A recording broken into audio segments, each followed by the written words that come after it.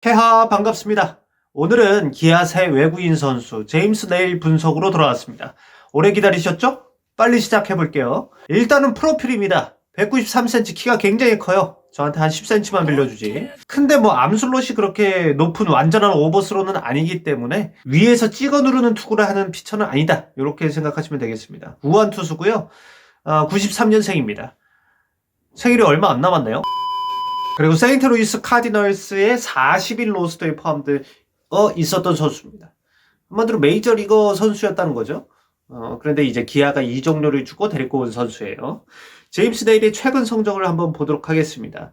이 선수 2020 시즌 이전에는 오클랜드 산하 마이너리그에 있으면서 선발 투수로 뛰었어요. 근데 2020 시즌 코로나 여파로 한 시즌 마이너리그가 열리지 않았고요. 그리고 2021 시즌서부터 불펜로 뜁니다. 이 선수가 구종의 가치가 뛰어난 구종이 두 구종이에요. 그렇다 보니까 선발보다 불펜으로 뛰는 게 더 효과적일 수가 있었고, 그렇다 보니까 이제 보직이 변경된 거죠. 여기서 이제 2022 시즌부터는 세인트루이스로 이적을 해서 트리플 A에서부터도 굉장히 좋은 성적을 기록하고요. 그러면서 메이저리그에 올라갑니다. 메이저리그에서 상당히 탈탈탈탈탈탈탈탈 털렸습니다만은 2022 시즌, 2023 시즌의 트리플 A에서 유의미한 성적을 냅니다. 130이닝 이상, 2022 시즌과 2023 시즌을 더해서 던진 투수 중에 평균 자책점이 2위예요. 3.47의 평균 자책점이 그렇게 뛰어나냐라고 반문하실 수 있는데, 2023 시즌 트리플 A가 정말로 타고 투저였습니다. 3점대 피처도 구경할 수가 없고 4점대여도 리그 5손가락 안에 들 수 있는 그러한 타고 투저 현상 속에서 굉장히 좋은 평균 자책점을 기록했던 투수다. 최근에 상승세에 있었던 투수다. 이렇게 생각하시면 되겠습니다. 무슨 구종을 던질까요? 이렇게 많이 던집니다. 이 중에서 싱커랑 커브가 주 구종입니다. 그리고 그 중에서도 싱커의 구종 가치는 대박입니다. 선발에서 불펜으로 넘어가면서 구속들이 점차 늘었어요. 싱커 같은 경우에 한 3kg 정도 늘었고요. KBO 리그로 넘어왔을 때는 선발로 뛰기 때문에 여기서보단 조금 떨어질 수도 있다, 이렇게 생각을 하시면 되겠습니다. 그렇다면 계속 싱커에 대한 얘기를 하시는데, 싱커가 어떻게 좋아요? 싱커 좋다는 얘기는 여러분들도 좀 들으셨을 겁니다. 정말 좋다, 환상적이다, 이 정도만 들었지 정확히 어떤 게 좋냐, 어떻게 좋냐, 한번 짚도록 하겠습니다. 사실 수평 무브먼트는 그렇게 뛰어나지 않습니다. 이 선수 수평 무브먼트라고 하는 거는, 우투수니까 우투수 싱커면은 우타자 몸쪽으로 휘어지는, 좌타자 바깥쪽으로 휘어지는 그 횡적인 무브먼트를 말하는데, 마이너스 14.5인치입니다. 470명의 그 싱커 볼러 중에 메이저리그에서 283입니다. 평균보다 약간 아래죠. 물론 이건 메이저리그 단계이기 때문에 KBO 리그에서 오면 조금 더 평균보다 상회하는 수준일 수 있습니다. 하지만 정우영만큼 그렇게 막 횡적으로 엄청 휘는 그러한 싱커 움직임하고는 조금 차이가 있다, 이렇게 보시면 되겠고요. 대신 이게 정말 기가 막힙니다. 수직 무브먼트 떨어지는, 이 선수의 싱커는 떨어져요. 수직 무브먼트가 마이너스 28.3입니다. 470명 중에 57이에요. 메이저리그에서도 상위권이라는 얘기. 기아 팬분들이면은 이제 에런 브룩스 선수를 생각하실 텐데, 에런 브룩스가 2022 시즌에 마이너스 23.2인치였습니다. 그것보다 5인치가 더 떨어진다는 얘기. 2022 시즌에 싱커 피안타율이 1할 3푼 3리에 불과했어요. 메이저리그 단계에서도. 그래서 109당 구종 가치를 또 보자면 4.3으로 싱커를 109 이상 던진 468명 중 전체 9위였습니다. 그럼에도 이 선수 좀 싱커가 2023 시즌은 좀 난타를 당했거든요. 다른 구종이 커브 정도밖에 없고, 근데 싱커와 커브는 피치 터널이 좋은 구종은 아니란 말이에요. 그런 상황에서 싱커의 구사율이 55%까지 늘어났다. 제임스 네일 선수의 싱커 평균 구속이 147, 8 정도입니다. 메이저리그 평균인 151보단 느려요. 그러니까 상대가 적응하기 시작하는 거예요, 2년 차부터. 그러면서 2023 시즌에는 피안타율이 확 뜹니다. 그렇습니다만은 KBO 리그에서는 싱커의 구속도 상당히 빠르죠. KBO 리그 평균 싱커의 구속은 141km입니다. 빠르기도 빠른데 밑으로 훅 떨어진다는 얘기죠. KBO 리그에서 이 공이 안 통할 리가 없다는 얘기입니다. 특히 이 공은 땅볼을 많이 유도할 겁니다. 브룩스가 땅볼을 많이 유도했잖아요. 싱커볼러들은 필연적으로 땅볼을 유도하거든요. 이 선수는 땅볼러예요. 근데 거기에 궁합이 좋게 기아 내야지는 나쁘지 않습니다. 2022 시즌, 2023 시즌 트리플 A에서 땅볼 비율이 53.3%였습니다. 메이저리그 통산도 53.2%였습니다. 트리플 A에서나 메이저리그에서나 땅볼 비율은 상당히 높았다는 거예요. 메이저리그 평균 투수들이 44.6% 정도 땅볼 비율이 있는데 그거에 한 10% 정도 상회하죠. 트리플 A에서는 심지어 이 53.3%가 한 5위 안에 들었습니다. 4위 정도였어요. 기아 내야지는 내야 실책이 지난해 최소 실책 2위였습니다. 박찬호 선수가 넓은 수비 범위로 인해서 수비 세부 지표를 보면 지난해 유격수 쪽에서 1위였고 유격수 수비 부문 수상도 했죠. 오지환 선수랑 같이. 3루수 김도영 선수가 조금 아직까지는 연차가 어리면서 덜컹덜컹 했지만 점차 3루 수비가 굉장히 늘어나는 모습을 보였거든요. 이제 김선빈 선수도 수비 안정감은 있는 선수도 2루에. 그렇다 보니까 땅볼로 내일과 기아 내야진의 궁합이 상당히 잘 맞고 있는 거죠. 하지만 불안 요소는 존재합니다. 기아가 1루수가 문제잖아요, 사실은.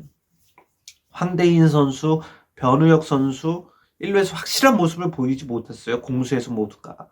이우성 선수의 1루 포지션 변경 이런 것들이 지금 구상하고 있는 기아인데 물론 이제 새 감독님이 오시게 되니까 또 바뀔 수도 있겠지만 어쨌든 이우성 선수가 1루에 봤을 때 수비가 어떠냐.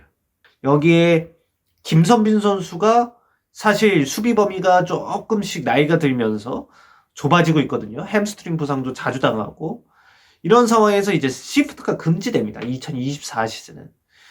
이러한 1, 2루 간의 문제점을 극복할 수 있는 시프트를 구사할 수가 있었죠. 좌타자가 나왔을 때. 2024 시즌은 그럴 수 없습니다. 그렇기 때문에 이런 쪽에서는 좌타자가 끌어당기는 땅볼 타구에서는 제임스 네일의 땅볼 유도가 오히려 독이 될 수도 있다. 기아가 진짜 하지 말아야 될 거는 네일 선수가 등판했을 때, 선발 등판했을 때 서건창을 선발로 내보내면 안 됩니다. 서건창 선수 지난해 끔찍한 수비율을 보여줬고 수비 범위도 굉장히 좁습니다. 절대 그것만은 서건창 선수가 다른 경기에 나올 수 있어도 절대 네일 선수의 등판 때만은 나오지 말아야 된다고 생각합니다. 이제 커브 한번 알아보도록 하겠습니다.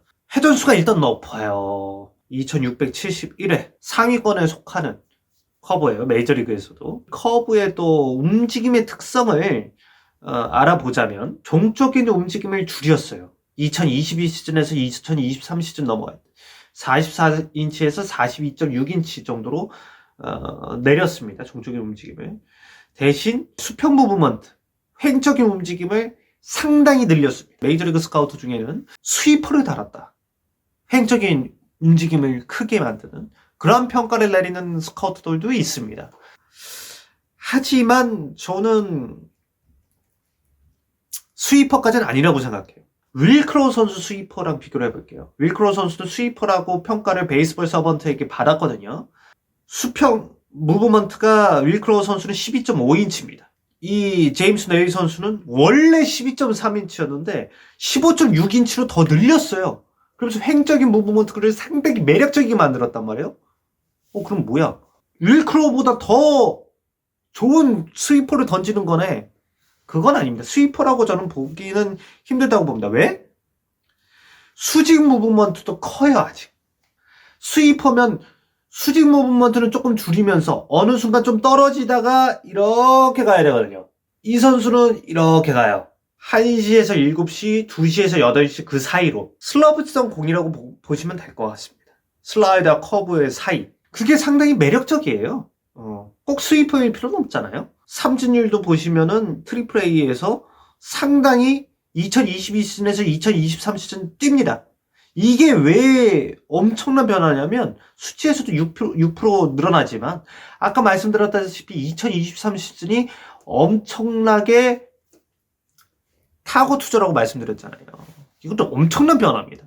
싱커가 상대 타자들의 스윗 스팟을 벗어나서 땅볼을 유도하는 공이라면 지금 이 슬러브 공은 스윙 스트라이크를 만드는 공이거든요. 이 커브가 횡적인 무브먼트를 더하면서 확실히 헛스윙을 유도하는 공으로 발전했다. 이렇게 보시면 될 것 같아요. 근데 왜 횡 무브먼트를 더하려고 했느냐? 저는 커터와의 궁합을 횡적인 무브먼트를 늘리면 커터와 이 슬러브 간의 구정 구분이 처음에 어렵거든요.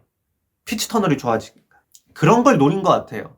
그리고 좋게 변화가 갔어요. 근데 커터의 구종 가치가 조금 너무 떨어집니다. 횡적인 무브먼트가 거의 어쨌든 풀력 들어갈 때도 많고요. 그래서 수평 무브먼트가 1.5인치였어요. 2022 시즌에는. 그래도 발전해가고 있어요. 발전해가고 있고 조금만 더 발전시키면 사실 이 커터가 메이저리그에서는 매력 없는 구속이지만 KBO 리그에서는 그래도 조금 나쁘진 않은 구속이어서 조금만 더 매력적이게 변화시킨다면 그래도 써먹을 수 있는 구종이 아닌가. 하지만 지금 현재는 너무 수평 무브먼트가 부족하고 그리고 그닥 빠르지도 않아요. 그러면은 커브에 커터까지 알아봤는데 마지막으로 체인지업을 한번 알아봐야 돼요. 체인지업은 꽤 떨어집니다. 그런데 싱커와 똑같아요. 피치 터널이 비슷한 게 아니라 그냥 거의 똑같아요. 싱커는 사실 돋보이게 만드는 구종이 체인지업이에요. 피치 터널이 비슷하게 가다가 떨어지니까. 체인지업이 좋은 피처는 피치 터널을 잘 이루는 투심 싱커를 이렇게 같이 조합합니다. 반대로 싱커 투심이 좋은 피처는 어느 정도 구종 가치가 있는 체인지업을 구사합니다. 이게 고영표입니다. 고영표가 체인지업의 A급 구종, S급 구종이에요. 그렇다 보니까 어느 정도 움직임이 있는 투심을 던지면서 투심이 그렇게 빠르지 않음에도 체인지업과 좋은 피치 터널을 이루니까 고영표 공 못 친단 말이에요. 이 제임스 네일 선수는 싱커가 좋으니까 거기에서 조금 더 떨어지는 체인지업이 있으면 좋아요. 비슷하게 가다가 훅 더 떨어지고 좀 더 느린 체인지업. 제임스 네일 선수 싱커가 유달리 많이 떨어진다고 했잖아요. 근데 제임스 네일의 체인지업은 많이 떨어지지 않고 조금 덜 떨어집니다. 그렇다고 해서 이게 부족하게 떨어지는 건 아닌데 남들보단 살짝 덜 떨어져요. 그러면 뭐가 되느냐? 싱커와 체인지업이 너무 비슷해요. 그냥 피치 터널 가는 그 구간만 비슷한 게 아니라 그냥 다 똑같이 간다는 거. 싱커랑 체인지업이 9km 정도밖에 차이가 안 나는데 8, 9? 이 정도밖에 차이가 안 나요. 근데 가는 길도 비슷해. 얼만큼 비슷하냐? 싱커 체인지업의 2023 시즌 수직 무브먼트 차가 4.9인치밖에 안 납니다. 수평 무브먼트 차는 1.7인치밖에 차이가 안 납니다. 이게 얼마나 비슷한 거냐고 보시면 브룩스 선수를 보시면 싱커와 체인지업의 수직 무브먼트 차가 11.8인치. 보통 이 정도 납니다. 수평 무브먼트 차 8.7인치. 싱커와 체인지업이 그냥 똑같이 오니까 그냥 느린 싱커일 뿐이에요. 아, 너 여기 던져? 싱커나 체인지업이나 요 정도에서 마지막 형성이 되겠지. 타자가 그러고 나가는 겁니다. 그래서 싱커를 노리다가 체인지업이 들어오면 좀 더 앞에서 맞아서 오히려 홈런이 나올 수가 있어요. 덜 떨어지니까. 근데 체인지업만 놓고 보면 그렇게까지 덜 떨어지는 건 아닌데, 근데 제임스 네일의 싱커가 워낙에 아래로 많이 떨어지니까 싱커랑 체인지업을 비교해보면 거의 마지막에 탄착구는 비슷하다는 거예요. 여러분들이 하이라이트를 보셨다면 좀 느끼셨을 겁니다.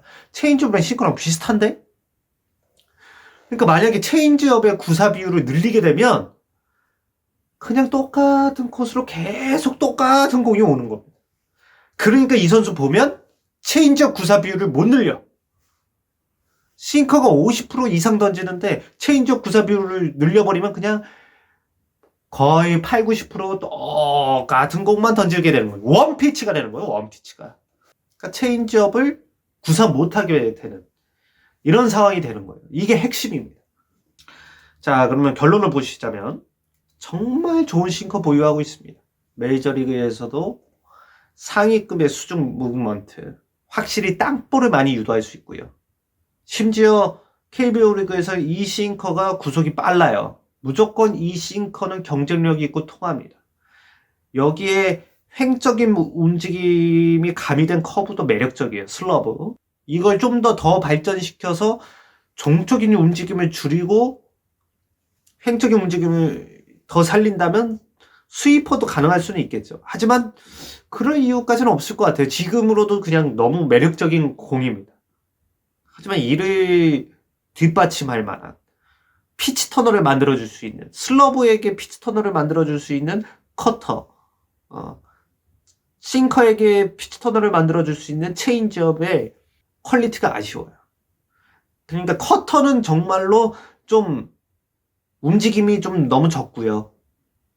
체인지업만 따로 보면 나쁘진 않아요. 근데 체인지업이랑 싱커랑 너무 비슷해. 조금 더 느린 싱커야 그냥.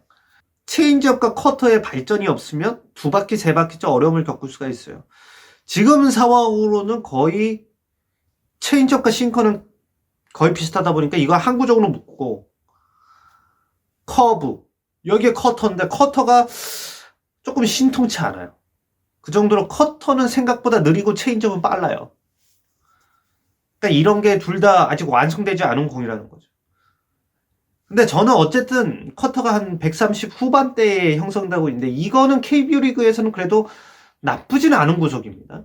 커터는 조금 수직 무브먼트가 늘었고 그래서 조금 이 상태에서 조금만 발전시키면 될 것 같고 이 선수가 궁극적으로 대박이 나려면 예전에 로니 때도 비슷한 얘기를 한 것 같은데 메디나 때도 체인지업의 구속을 낮춰야 됩니다. 그래야 낙폭 차이가 있어져요. 느리면 더 떨어집니다. 지금 결국엔 체인지업이 싱커만큼 떨어지니까 문제 있는 거 아니에요. 싱커랑 체인지업이 거의 비슷하게 떨어집니다. 지금 어느새부턴가 기아가 2년 전엔 로니가 그랬고 작년에도 메디나의 체인지업 스피드가 너무 빨랐거든요. 이런 피처들을 좀 자꾸 구해오는데 이 선수는 그래도 그들과 비교해서 체인지업의 퀄리티가 있습니다만 싱커가 너무 아래로 떨어지다 보니까 싱커랑 체인지업이 구분이 안 돼요. 그러니까 체인지업을 조금 더 느리게 하고 낙폭을 크게 만들어야 됩니다. 아니면 차라리 포심을 좀 더 구사를 시키면서 변주를 주든지. 왜냐면 포심 구속이 KBO 리그에서는 좀 매력이 있거든요. 근데 원래 포심과 투심을 같이 섞어 던지는 피처는 거의 없어요. 이렇게 되면 좀 커맨드가 흔들릴 경우가 많기 때문에. 그래서 가장 좋은 솔루션은 체인지업에 좀 구속을 낮추는 게 좋지 않을까. 그래서 확실한 구분을 주는 게 그렇다면 이 선수 대박 날 수가 있다. 하지만 그게 안 된다면 긴 이닝을 소화하기 어려울 가능성이 높다. 오늘 영상은 여기서 마치도록 하겠고요. 다음 영상은 LG의 참 특이한 이력을 갖고 있는 피처죠. 진우영 선수로 돌아오겠습니다. 그럼 케바!